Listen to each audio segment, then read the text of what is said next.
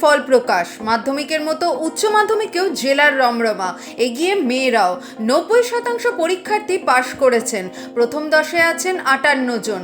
সংখ্যালঘু পরীক্ষার্থীদের পাশের হার 86.90। প্রথম হয়েছেন আলিপুরদুয়ারের অভিক দাস। সবাই কিন্তু এই যে কাউন্সিলের যে নতুন পদক্ষেপ তার কিন্তু তারা কিন্তু অংশগ্রহণ করেছেন এবং তাদের সক্রিয় সমর্থন পেয়েছে। ফলে অবশ্যই কিন্তু তারা ধন্যবাদ তাদের প্রাপ্য।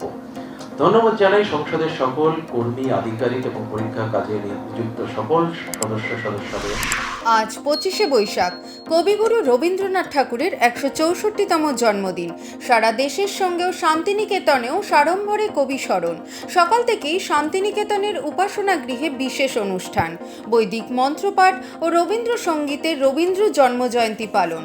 অনুষ্ঠানে উপস্থিত ছিলেন বিশ্বভারতীর ভারপ্রাপ্ত উপাচার্য সঞ্জয় কুমার মল্লিক, বিশ্বভারতীর অন্যান্য অধ্যাপক এবং পড়ুয়ারা। কবিগুরুর জন্মদিনে সোশ্যাল মিডিয়ায় পোস্ট করে রবি ঠাকুরকে স্মরণ করেন মুখ্যমন্ত্রী। রবীন্দ্র জয়ন্তী উপলক্ষে বাংলায় টুইট করেন প্রধানমন্ত্রী নরেন্দ্র মোদীও। কলকাতার ভোটের আগে আবারও বঙ্গে প্রচারে আসবেন প্রধানমন্ত্রী।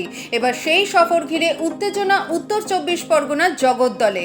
আগামী 12 তারিখে পেপার মিলের মাঠে বিজেপি প্রার্থী অর্জুন সিংয়ের সমর্থনে সভা করবেন প্রধানমন্ত্রী নরেন্দ্র মোদী। এর মধ্যেই সাত সকালে সেই মাঠ ট্র্যাক্টর দিয়ে খুঁড়ে একেবারে চাষের জমিতে পরিণত করে দেওয়া হলো। এই ঘটনা ঘিরে জমে উঠেছে বিজেপি তৃণমূল তরজা। ভোট প্রচারে এদিন হুগলিতে মুখ্যমন্ত্রী মমতা বন্দ্যোপাধ্যায় মঞ্চ থেকে বাম বিজেপিকে তুলোধনা করেন তিনি।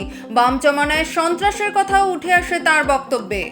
হারমাত্রের সাথে গিয়ে হাত মিলিয়েছে বিজেপির সাথে। বিজেপির সব নেতা হচ্ছে সিপিএম এর ওই গুন্ডারা। মনে রাখবেন, এরা এলাকায় জিতলে ত্রাস করে দেবে, ত্রাস। আমাকে আর বলবেন না কেন এখানে আবার চমকাই তারা হলো, কেন এখানে আবার গোপীনাথপুর হলো, কেন এখানে আবার শিয়র হলো। সাংবাদিকদের সঙ্গে কথা বলেন রাজ্যের বিরোধী দলনেতা শুভেন্দু অধিকারী।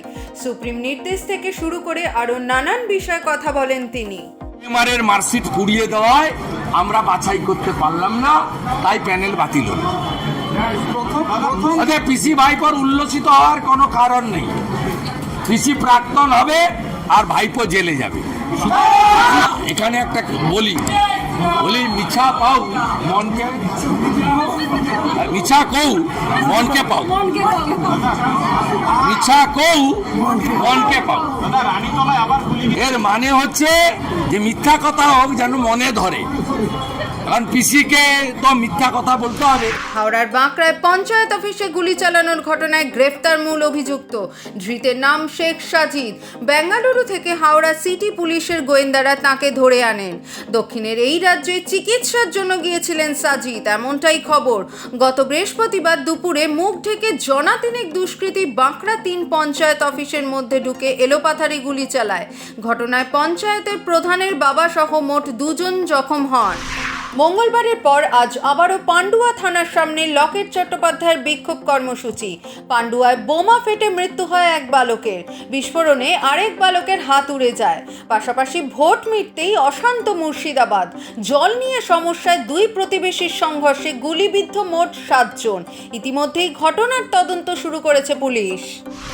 করোনায় নেওয়া কোভিশিল্ড টিকায় পার্শ্ব প্রতিক্রিয়ার স্বীকারোক্তির পর এবার বিশ্বজুড়ে কোভিশিল্ড টিকা বন্ধের ঘোষণা অ্যাস্ট্রাজেনেকার। বিশ্ববাজার থেকে সমস্ত কোভিশিল্ড টিকা তুলে নেওয়ার ঘোষণা সংস্থার। ভারতীয় নাগরিকদের বর্ণ নিয়ে বিতর্কিত মন্তব্য শ্যাম পিত্রদার। শ্যাম পিত্রদা তার মন্তব্যে ভারতের বিভিন্ন অংশে বসবাসকারী মানুষের মধ্যে গায়ের রং নিয়ে একটি তুলনা টেনেছেন। এখানে পূর্ব ভারতের মানুষ দেখতে চীনা মানুষের মতো, পশ্চিম ভারতে বসবাসকারীরা আরবদের মতো এবং দক্ষিণের বাসিন্দারা আফ্রিকানদের মতো দেখতে। এরপরই শুরু হয় বিতর্ক। কংগ্রেস এর দায় ঝেড়ে ফেলেছে। কড়া প্রতিক্রিয়া দিয়েছেন প্রধানমন্ত্রী নরেন্দ্র মোদীও।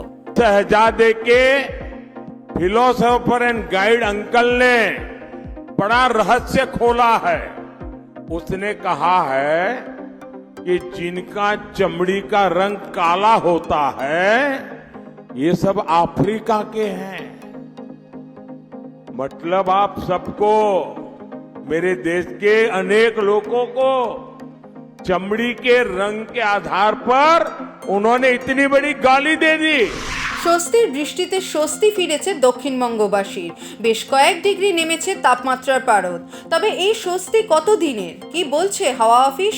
আলিপুর আবহাওয়া দপ্তর সূত্রে খবর, আগামী শনিবার পর্যন্ত দক্ষিণবঙ্গের বিভিন্ন জেলাতেই ঝড় বৃষ্টির সম্ভাবনা রয়েছে, সঙ্গে বইতে পারে ঝোড়ো হাওয়া। উত্তরবঙ্গের বিভিন্ন জেলাতেও ঝড় বৃষ্টির পূর্বাভাস রয়েছে। আপাতত তীব্র গরম থেকে সাময়িক মুক্তির কথাই জানিয়েছে হাওয়া অফিস।